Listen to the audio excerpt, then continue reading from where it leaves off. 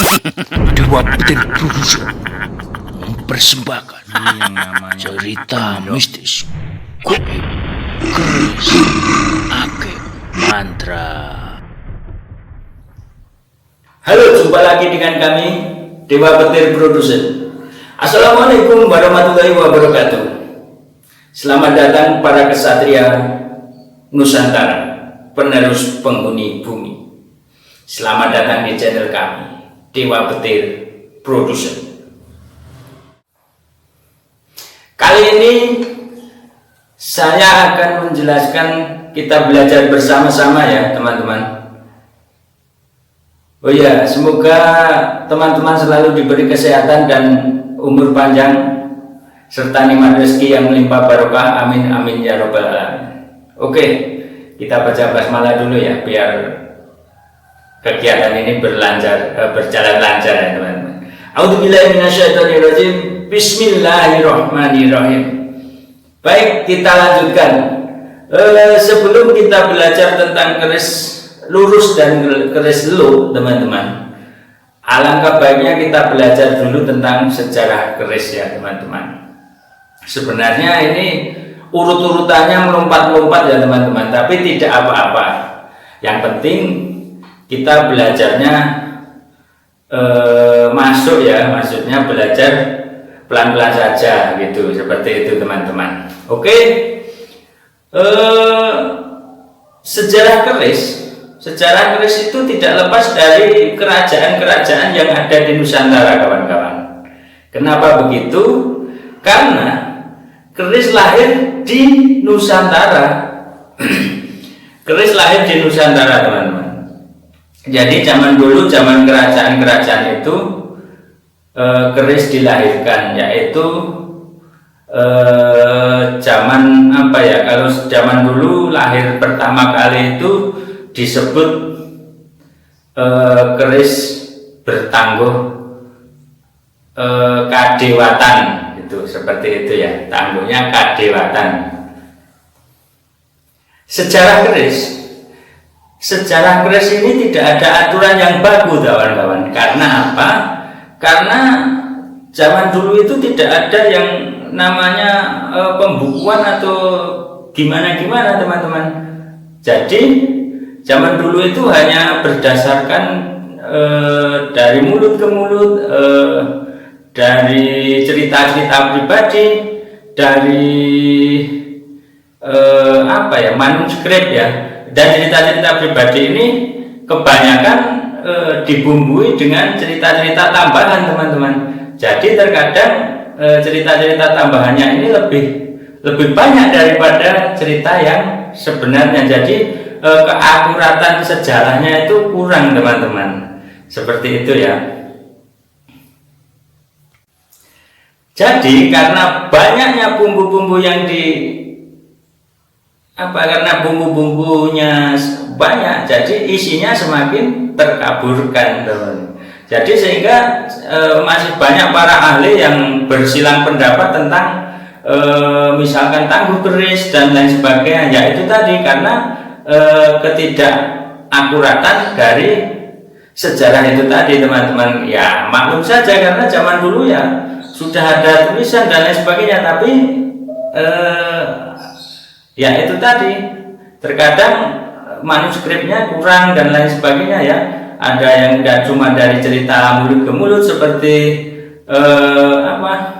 cerita Ken Arok yang tentang keris Empu Gandringnya dan lain sebagainya, seperti itu.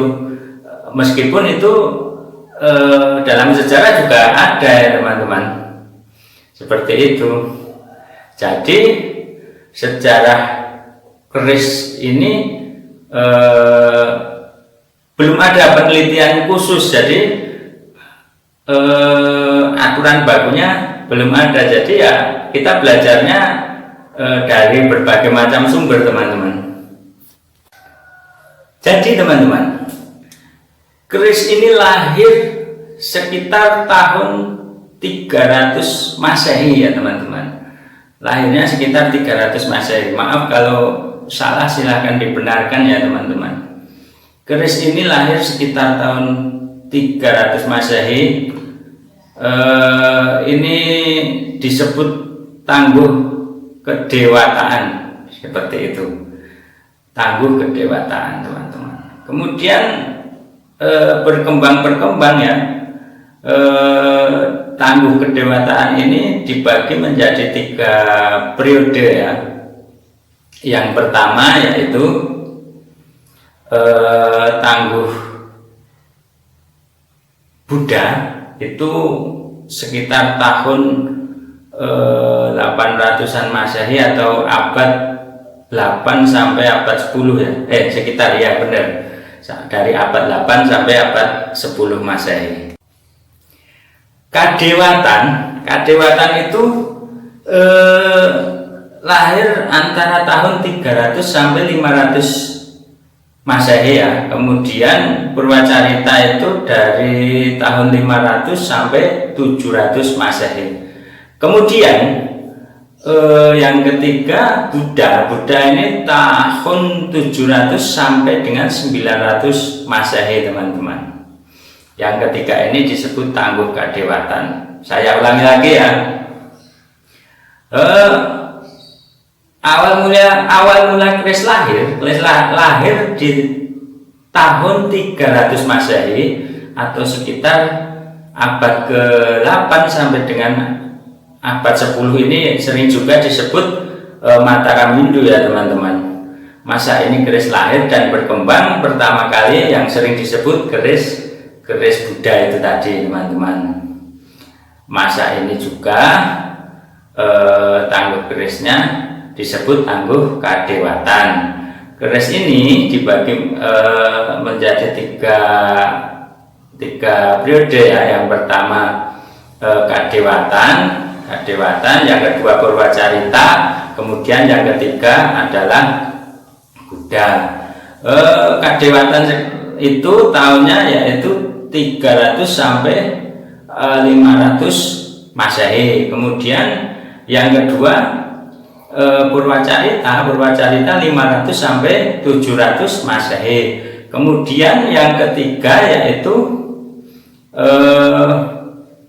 Buddha itu dari tahun 700 Masehi sampai 900 Masehi. Ini perkiraan ya teman-teman, seperti itu sejarahnya. Kemudian yang kedua teman-teman, ini kerajaan Kahuripan, Jenggala, Dahar, dan Singosari ya. Ini abadnya abad 10 sampai abad 13 teman-teman. Dari kerajaan-kerajaan itu yang paling berkembang yaitu ini tangguh Jenggala ya. Karena keris pada masa itu, Jenggala itu disebut-sebut memiliki bilah keris yang istimewa ya. Pembuatannya sudah bagus, bahan-bahannya juga bagus, dan tangguh Jenggala ini sering sebut ya, karena kualitasnya sudah bagus, seperti itu, sudah bagus, besinya juga bagus, teknik pembuatan dan pamornya juga bagus, dan bentuk garapannya tidak sederhana teman-teman. Kalau zaman era kadewatan ya namanya baru lahir ya seperti itu, dan jika memiliki keris di zaman itu sampai sekarang ya sangat istimewa sekali ya teman-teman. Dan kemungkinan ya nggak tahu masih ada atau tidak ya zaman kadewatan itu, karena sekitar abad sekitar tahun 300 Masehi atau abad 8 teman-teman. Seperti itu ya penjelasannya. Kemudian kerajaan Majapahit yang ketiga ya, kerajaan Majapahit teman-teman. Kerajaan Majapahit ini antara abad 13 sampai dengan 15 teman-teman. Masa ini budaya keris sangat berkembang pesat ya, dan menyebar luas ke beberapa daerah Nusantara, dan juga kalau sekarang ke luar negeri ya. Kalau sekarang sekitar Thailand, sekitar Malaysia, Kamboja, juga Filipina. Seperti itu ya. Itu keris berkembang pada abad 13 sampai dengan 15 itu zaman Majapahit ya, dan berkembang sampai ke luar negeri, yaitu antara Malaysia, Thailand, Kamboja, dan juga Filipina. Seperti itu ya. Kemudian di era Kesultanan Demak itu antara tahun 1480 sampai 1550. Kemudian yang kelima yaitu Kesultanan Pajang, yaitu 1551 sampai 1582. Kemudian yang kelima Mataram Islam, yaitu tahun 1582 sampai 1749. Seperti itu penjelasannya ya. Pada masa Mataram Islam, keris sangat berkembang ya, yaitu berkembang pesat antara tercipta kualitas dan kuantitas yang sangat bagus sekali ya teman-teman. Pada masa Sultan Agung ini tercipta beberapa dapur baru, yaitu tumbuhnya budaya Kinatah dan juga diantaranya Kinatah Kamarogan dan juga Singa, Kinatah Singa itu, serta gajah ya, Ganesha itu ya teman-teman. Kemudian di era kerajaan, kemudian penerusnya yaitu Kesultanan Surakarta, yaitu 1749. Kemudian Kesultanan Yogyakarta, yaitu 1755. Seperti itu teman-teman penjelasannya. Oke, seperti itu penjelasannya ya teman-teman, sejarah keris ya. Sejarah keris ini sangat panjang sekali ya teman-teman. Keris lahir pada sekitar tahun 300 Masehi ya, yang disebut dengan Tangguh Kadewatan. Tangguh Kadewatan yaitu ada 3. Yang pertama Kadewatan, yang kedua Purwacarita, yang ketiga disebut Buddha. Seperti itu, keris Buddha, seperti itu teman-teman. Kemudian sejarah keris ini tidak ada aturan baku, karena biasanya hanya cerita dari mulut ke mulut, ada dan lain sebagainya ya. Dan itu biasanya kalau cerita dari mulut ke mulut itu sering dibumbui cerita-cerita yang menarik. Jadi yang inti aslinya, isinya itu sering terkaburkan, jadi keakuratannya dipertanyakan. Seperti itu teman-teman ceritanya ya. Kemudian perkembangan keris zaman kerajaan-kerajaan ya teman-teman. Perkembangan keris zaman kerajaan, yang pertama Mataram Hindu, yaitu abad 8 sampai dengan abad 10. Masa ini keris baru lahir ya, cikal bakal keris yang disebut tadi Kadewatan tadi. Keris ini dibagi menjadi 3 ya di masa Kadewatan ini, yaitu yang pertama Kadewatan itu, kemudian yang kedua Purwacarita, yang kemudian yang ketiga Buddha. Seperti itu. Kemudian zaman kerajaan Singosari, Jenggala, Kahuripan, Daha seperti itu ya. Pada zaman ini yang berkembang kerisnya yaitu zaman Tangguh Jenggala itu tadi, karena kualitasnya bagus, kemudian besinya juga bagus, dan tempat lipatnya juga sudah bagus. Jadi Tangguh Jenggala ini sering-sering disebut-sebut kerisnya bagus. Seperti itu ya. Kemudian yang ketiga yaitu pada masa kerajaan Majapahit. Masa ini budaya keris menyebar hingga ke luar daerah atau ke luar negeri ya, yang sekarang ya. Antaranya yaitu ada di Thailand, Filipina, Malaysia, dan juga Kamboja seperti itu. Kemudian Kesultanan Demak, yang Kesultanan Pajang, kemudian Mataram Islam. Mataram Islam ini keris berkembang pesat, yaitu kualitas dan kuantitasnya sangat baik ya. Zaman Mataram Islam ini juga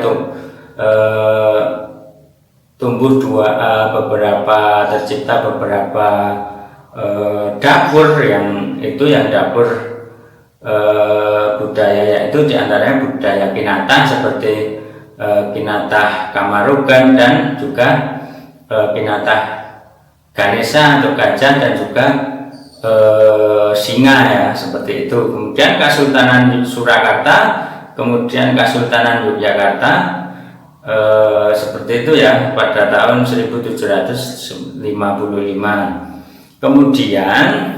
Kemudian keris ini berkembang hingga sekarang. Tangguh-tangguhnya dibagi beberapa tangguh, nanti kita jelaskan di episode berikutnya ya. Karena ini sangat panjang, jadi saya berusaha menjelaskan sedikit-sedikit saja ya. Ini ada 2 PR ya sebenarnya saya ya, meneruskan yang pertama jenis keris lo itu, keris yang pertama keris lurus ya. Kita kemarin akan membahas keris lurus ya, mungkin besok ya setelah sejarah keris ini, karena ini juga penting ya teman-teman, karena kita harus tahu dari awal dulu sebelum belajar kerisnya ya. Kemudian mungkin seperti itu, besok kita belajar tangguh ya teman-teman. Tangguh keris itu dari kadewatan, ada tangguh apa, nanti ada ini denahnya ya teman-teman, tahun berapa dan sebagainya, seperti itu. Mungkin seperti itu saja yang bisa saya sampaikan. Semoga sobat Dewa Petir Production dan semua teman-teman ya, para kesatria Nusantara, penerus penghuni bumi, semoga selalu diberi kesehatan dan umur panjang, amin amin ya rabbal alamin. Alhamdulillahirabbil alamin. Seperti itu saja yang bisa saya sampaikan. Kalau ada banyak salah dan kata juga saya mohon maaf yang sebesar-besarnya. Kalau ada kesalahan dalam saya menyampaikan sejarah keris ini juga mohon dibenarkan, karena juga saya mengambil dari berbagai sumber ya, namanya juga kita belajar bareng-bareng. Apa yang saya pelajari saya sampaikan kepada sobat semua, kepada para kesatria Nusantara penerus penghuni bumi. Oke, begitu saja. Akhir salam, wassalamualaikum warahmatullahi wabarakatuh. Salam.